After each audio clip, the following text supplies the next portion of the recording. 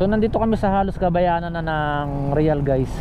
Welcome to Infanta Quezon. Wow! Woo! Infanta na kami. Ngayon na lang ulit ako nakapag long ride ng ganito kahaba. Magkano yung ano dyan? Parang hopping 150 1 to sawa. Saan iikot nyan? Pag ganun 150 raw 1 to sawa. Kami sa mga ibangka. So, good morning guys. Bali, babiyahe tayo ngayon. Papunta tayo ng Infanta Quezon. So, dalawa ulit kami na ligab drive ng motor. Isang Mio Gravis tsaka Suzuki address. So, samahan nyo kami. Medyo mahaba-haba itong biyahe na to. Mula rito sa may Morong Rizal. So, take off na kami rito sa may bayan ng Morong guys, no? Time check tayo. Bali, 5:45 na ng umaga. So ang destination natin ngayon ay papunta tayo ng Infanta. So meron tayong yung 2 hours ay biyahe. Bali 90 kilometers pa ang tatakbuhin natin. So may layo-layo. Magpapagas na muna kami rito sa may sa may Hebron.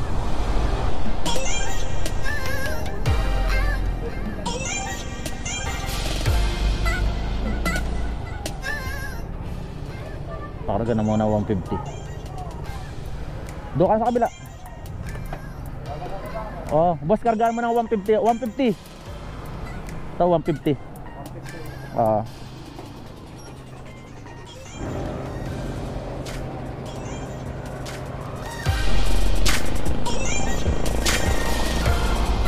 So okay guys, nagpakarga kami yung motor ni Gab na Suzuki address. Halos mapuno-puno sa 150 kasi may reserva pa yon. Tapos ito medyo na full tank yung motor natin na Mio Gravis. So diretso na tayo ng ng Infanta muna. Bali doon daw ang meet up namin ng mga nakaban. So medyo maganda yung panahon guys, no? At tayo. Pinagbigyan tayo ng panahon.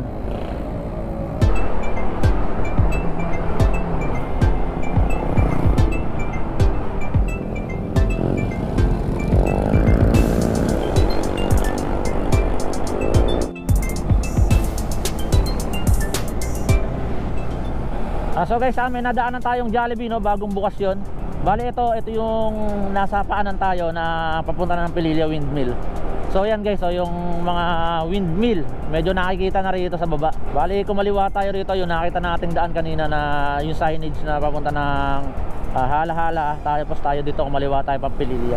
Bali yung mga lugar na madadaanan natin dito guys ay Mabitak, ayun nga, Siniluan. Tapos ito yung biyahe ng mga papunta rin ng Laguna, like Victoria, punta ka ng Liliw, dito rin dumadaan guys. So napaka-solid ng kalsada rito, ayan o.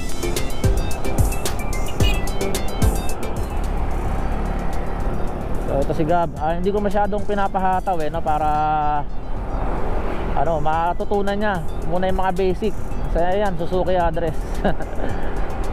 Mamaya medyo pag maluwag-luwag, maiyataw na. Baka mahulog cellphone mo Gab ha. Mahigpit yan.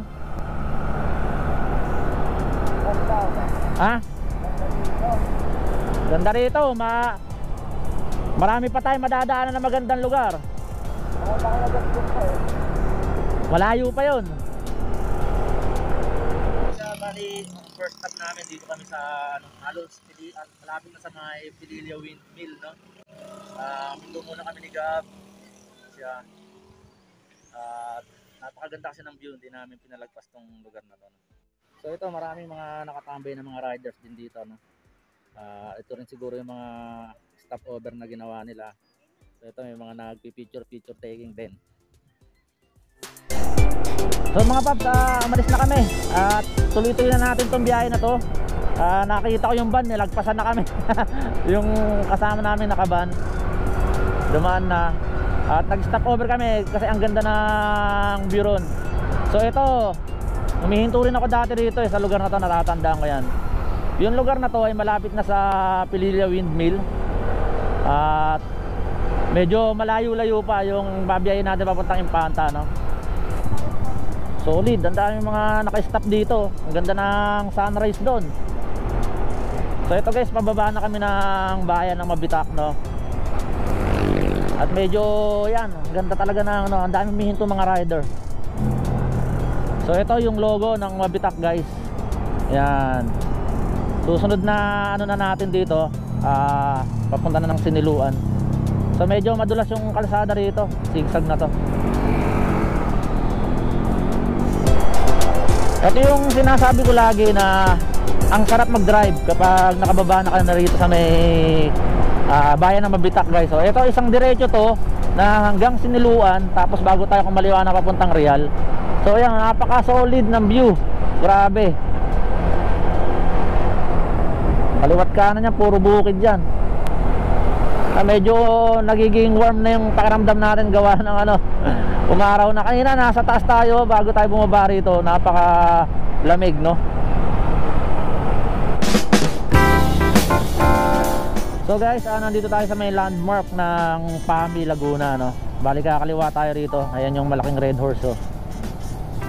Ito yung mga biyahe na papuntang Real.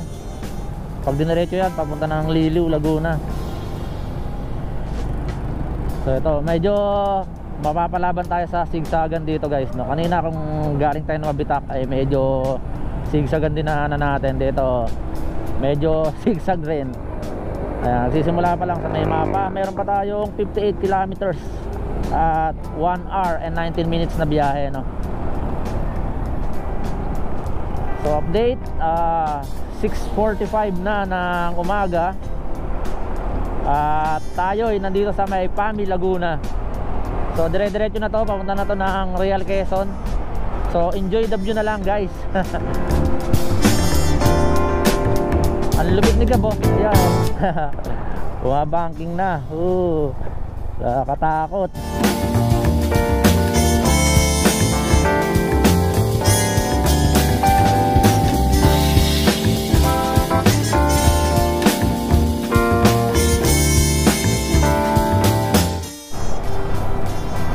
So guys, malapit na kami sa may Real, Quezon. Kung mapapansin nyo, napaka-solid ng view rito. Ayan, oh, grabe. Tapos medyo nababuwas-buwasan na yung sigsag, no? Ayan, oh, grabe, oh, ganda, oh. Puro mga nyog, makikita mo yun sa gilid. Oh, ganda. Makapag-relax-relax din.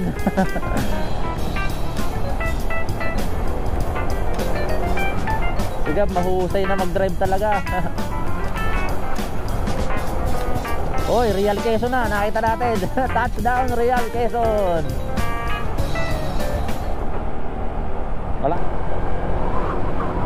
Naamoy ko na yung dagat guys. Nasa kabilang side nito, dagat na to. Yung side na yan. Naubos na rin yung sigsag. Isang diretso na to. Grabe. Bakit? Ha? Ganda rito. Nasa Real na tayo eh. Nasa Real na. Isang oras may git. Pagas na muna tayo rito. So guys, to silipin natin, oh. Yan na. Hello. Walang laman to kanina, pinakarga ko 150 lang eh. Yung kay Gab nga mapultang-pultang eh. Hello, bebe. Dumedi na yan. Sila Sara nandun na. Here. Naipit? Ay, Real Quezon, bali ito. Agat na to eh. Bali ito, nagpakarga tayo rito sa may Petron. Nagpakarga ulit tayo ng 100 pesos kasi kinulang yung ano natin eh, yung ano natin, yung gasolina. Motor natin yung Mio Gravis, no? First time makarating dito sa may Quezon, guys. Tapos ito naman yung ating Suzuki address gamit ni Gab. Ayun, kasama na ni Gab si Jello. Ayan. Bebe, Jello. Ano, dagat Jello, ayun oh. Tignan mo dagat dali. Ayun beach, beach. Oh, beach ano eh. Oh, jello ano eh. Oh, beach. Oh. Oo. So nandito kami sa halos gabayanan na ng Real guys. Pinaka-sentro na siguro ito. Hindi ko lang sure no. Kasi ngayon lang tayo napunta rito ng nakamotor. Pumunta kami dati dito, nagpagawa kami ng ano eh, ng preno nitong Nissan Urban. So ito siguro yung pinaka ano nila. Ewan natin kung ano ba to, munisipyo ba to. Circle lang yan, ayan oh. Siguro papunta ng pinaka-poblasyon ng Real yan. Welcome to Infanta, Quezon. Wow! Woo! Infanta na kami. Napaka-solid. Tupad din yung pangarap ni Gab na mag long ride. Kaporma pa na ganyang ano, tungtungan. Ang haba ng biyahe, grabe. Bakit? Ito na yung port eh.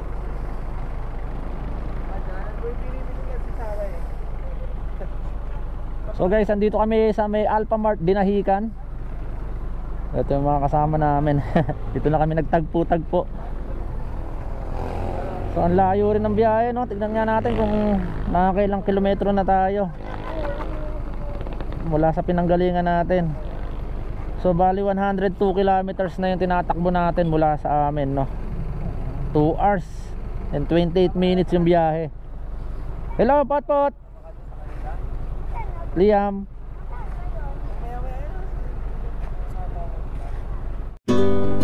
May pinasukan kami rito ang ano, isang kanto no. Ito rough road kung napapansin nyo. Iwan na sila ano, sila Perdi. Bali ito yung pupunta namin na resort. Di namin alam kung gaano pa kalayo. Pero naamoy-amoy ko yung ano eh, simoy ng dagat.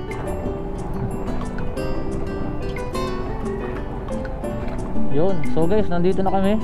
Ito yung Magallanes Beach Resort. Wow, grabe, solid oh. Ang ganda. Steve, maganda rin pala rito no. Diyan mo na lang Gab dito. Doon na lang sa likod ng ano. Nahirapan ka Gab. Okay. Okay lang ba pumarada rito kuya? Grabe, ang ganda oh. Teka lang po, yung kasama namin yan.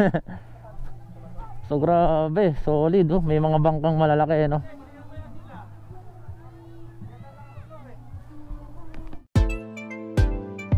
So guys, touchdown. Nandito na tayo sa may Magallanes Beach Resort no. Dito sa may Infanta, Quezon. So halos 2 oras mahigit yung biniyahe namin, or 3 oras na nga eh.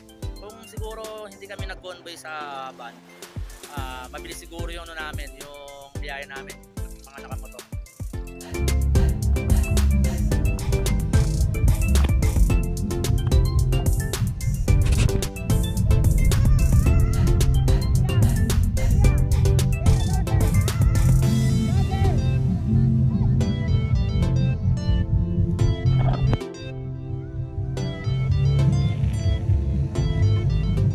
Ito, nandito tayo sa may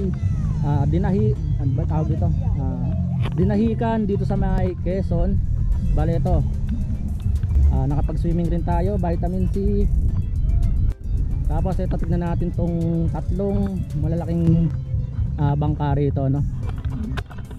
So bali yan yung malaking ginagamit siguro to pangkuha ng mga isda no. Sobrang laki guys oh. So itong isang to sobrang laki guys, itong kulay blue na to.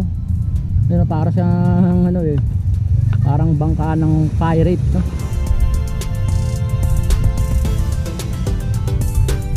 Astig yung bangka. Bali 3 yan.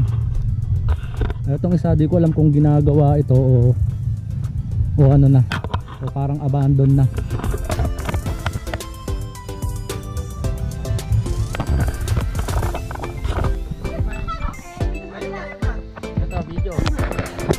video to. Ayan, ika-crop na lang to. Ayan, crop na lang yan.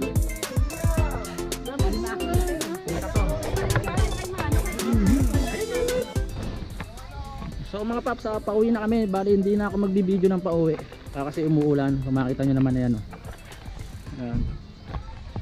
So maraming salamat sa sumubaybay sa video ng Escoria Motovlog. So hanggang sa muli guys, salamat po.